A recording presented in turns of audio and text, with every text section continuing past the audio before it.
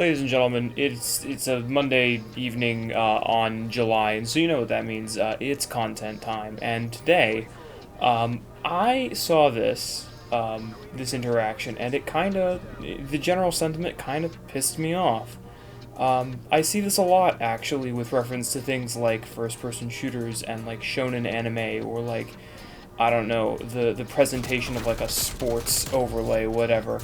And it's like, oh, well, maybe you shouldn't. Oh, you enjoy like popular thing? Well, of course it's gonna be bad, you idiot. And I'm just like, I don't think that it's unreasonable to say that like popular things, such as multiplayer first-person shooter games, should also be held to some sort of like standard. Because like at one point, like I'm going to use Call of Duty as an example, even though I'll probably move on to a couple of other games here. Like Call of Duty used to be like really fresh and innovative. There was a reason why it was making Activision just stupid money in the late 2000s and early 2010s. It pushed a genre forward. It made it into what it is today, and like had a bunch of really interesting and intriguing ideas that like went along with that, the big action of doing that.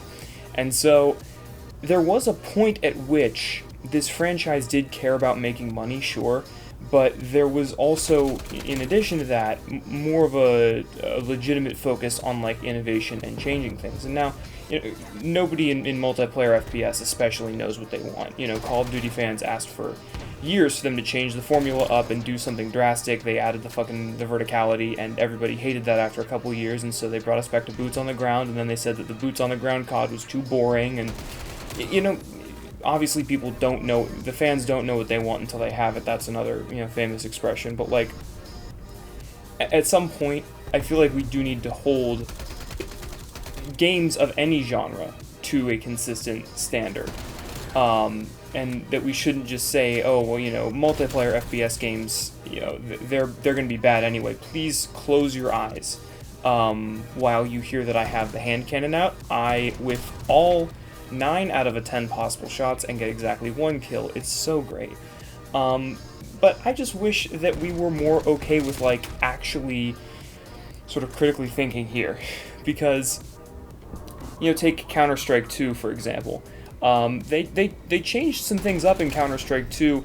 The person talking here says that they'd rather watch paint dry. That's fine. Counter-Strike is a pretty, bare bones tactical first-person shooter. And so, like, if you don't want to play that, yeah, your options are kind of limited. But, I'd argue that every game on this list, including ones like Valorant or Rainbow Six that aren't pictured, have just, like, actively gotten worse since release. It's a common like joke between me and my friends who played the Valorant beta that like every update to Valorant has just made it categorically worse from where it was upon launch.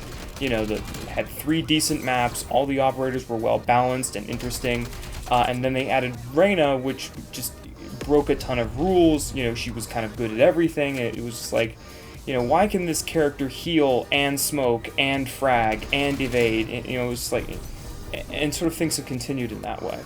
And with Call of Duty, some of the movement people really don't like, some of the skins and some of the, the map design in the first Modern Warfare, the first new Modern Warfare, people really hated. And so, like, the changes that are being made and the sort of innovations that are being presented, so to speak, aren't sort of cutting the mustard.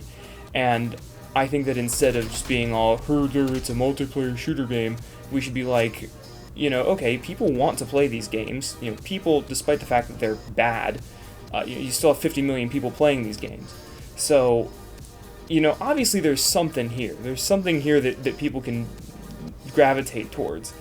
And so, I really hate just, like, pushing this genre off as, like, dumb multiplayer fodder that doesn't deserve any sort of intentionality whenever it comes to game design or to analysis. And so that's just kind of difficult. And whenever you say that to these people, like, to say gaming is dead is an exaggeration. Gaming, is not dead. And if you've only been playing these types of games, then yeah, it's going to feel like gaming is dying to you, because these genres are dying. I think it's absolutely fair to say, like, sports video games games in the Call of Duty vein, first-person shooters. I wouldn't say they're dying, but they've definitely hit a bit of a lull here. I mean, especially Call of Duty recently, and hopefully Black Ops 6 is going to shake up all of that. But like, it's not unreasonable to say that these games are definitely like stagnant or could be improved upon. To say that gaming is dead as a whole is, again, categorically wrong, and this person should, yeah, go play other video games. But if these are the types of video games they enjoy, or these are the types of anime that they enjoy, or this is the type of hobby that they enjoy, I think that instead of knocking that on its face, that we should like say, okay, well, what can we do to improve these things? What can we ask for as a community that that has a little bit more longevity instead of like surface level cosmetic changes that we're just gonna hate after a couple of years? I don't know. But yeah, that's it. Again, first game of the day, just looking so nice. It's actually been like a couple of weeks since I've hopped on Cold War, and it doesn't matter. I've been grinding Valorant a lot, but I'm kind of running out of steam there, so might be seeing some more Cold War in the future. Anyway, don't be reductionist. That's stupid. Bye.